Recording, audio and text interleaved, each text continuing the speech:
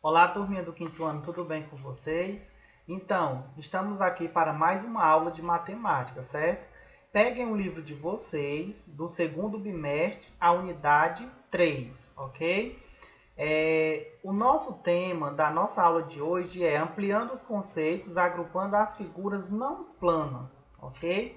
Então, vamos lá relembrar o que são poliedros, certo? E a sua composição, ok? Então vamos ver. Os poliedros, eles são formados por quem? Por arestas, segmentos de retas, vértices, o encontro de dois segmentos de retas e faces, lado da forma geométrica espacial, certo? Então, estas são as composições dos poliedros. Então, nós podemos perceber quais são os poliedros. São todas essas figuras geométricas denominadas espaciais que não tem nenhuma parte arredondada, certo? Nós podemos perceber que eles não têm uma parte arredondada. Então, como por exemplo, o primeiro poliedro que a gente pode ver aqui é o cubo, certo? O cubo, ele é formado por quê?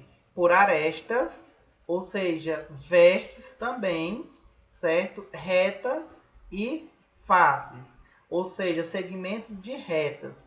Como por exemplo, como é que eu identifico a face do cubo?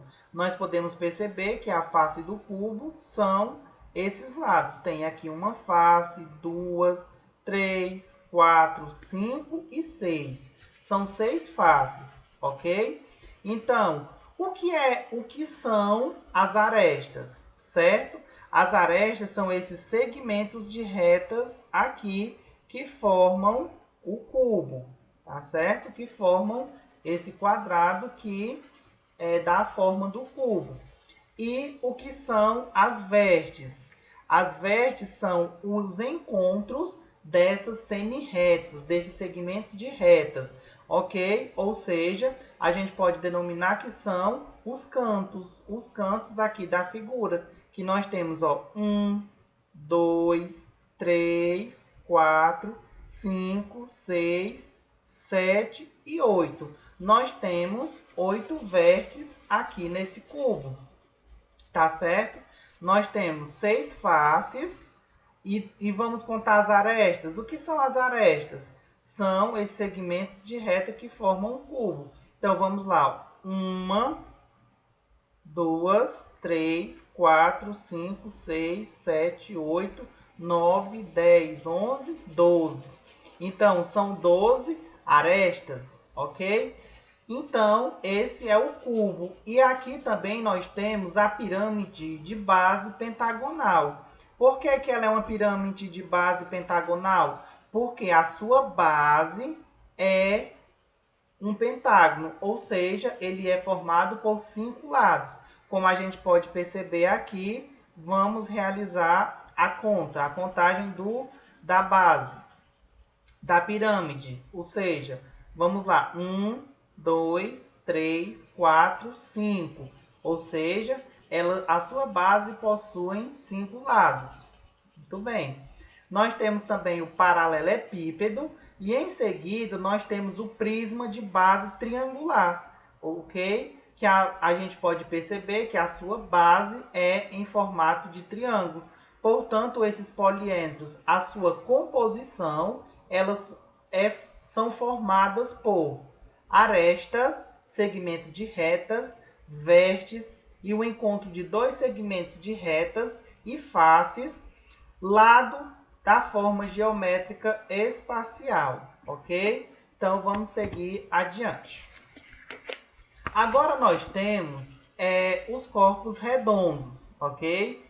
Por sua vez, eles possuem superfície curvas, logo não possuem faces laterais, ok? Então nós podemos perceber que os corpos redondos, eles têm a sua estrutura arredondada e logo nós podemos perceber que eles não têm faces laterais, certo? Ao contrário dos poliedros, que eles têm arestas, eles têm vértices e eles têm faces laterais. Já os corpos redondos não têm, ok? Eles não têm faces laterais e têm o seu formato arredondado, ok? Então, aqui, como vocês estão vendo o exemplo, os corpos redondos são a esfera, o cone e o cilindro. Nós podemos perceber que os seus formatos arredondados, ok? Muito bem. Seguindo adiante.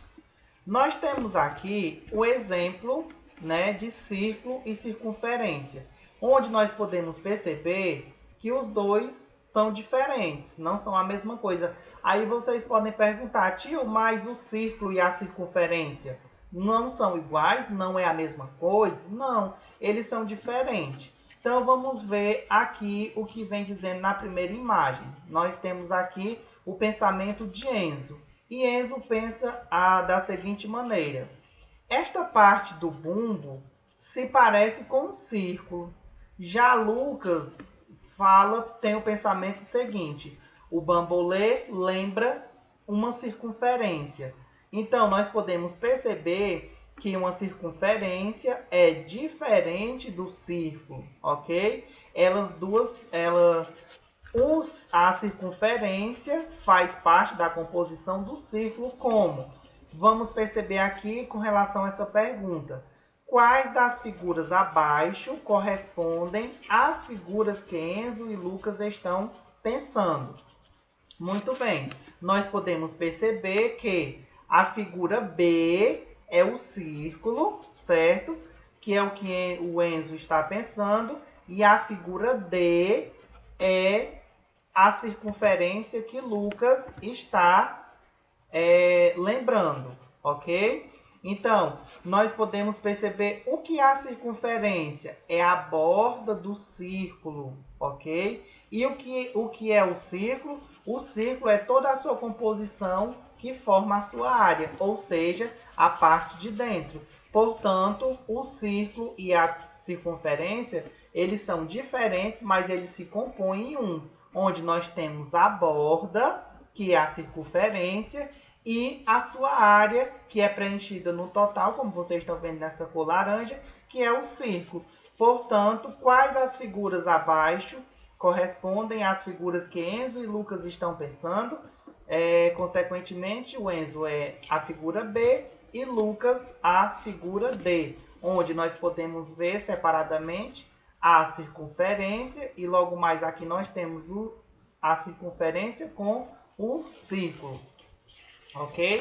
Onde faz parte de são 2 e 1. Há essa diferença, entre os dois. Então, voltando aqui novamente, só com relação à circunferência, vale ressaltar que com relação ao círculo, ou seja, a linha em volta dele pode ter o seu comprimento medido, certo? Essa linha em volta, ou seja, a circunferência, ela pode ter o seu comprimento medido, enquanto o círculo, certo? Enquanto o círculo, por sua vez, ele pode ter também a sua superfície medida, ou seja, a gente pode calcular a área do círculo. Dependendo da situação que venha sendo apresentada a questão, nós podemos medir tanto a circunferência como calcular a área do círculo, ok? Vamos seguir adiante. Agora nós temos o segmento de reta, reta e semirreta. Vamos ver o que Maria Eduarda fez. O menor caminho que une os pontos A e B é chamado de segmento de reta. Então, o que Maria Eduarda fez?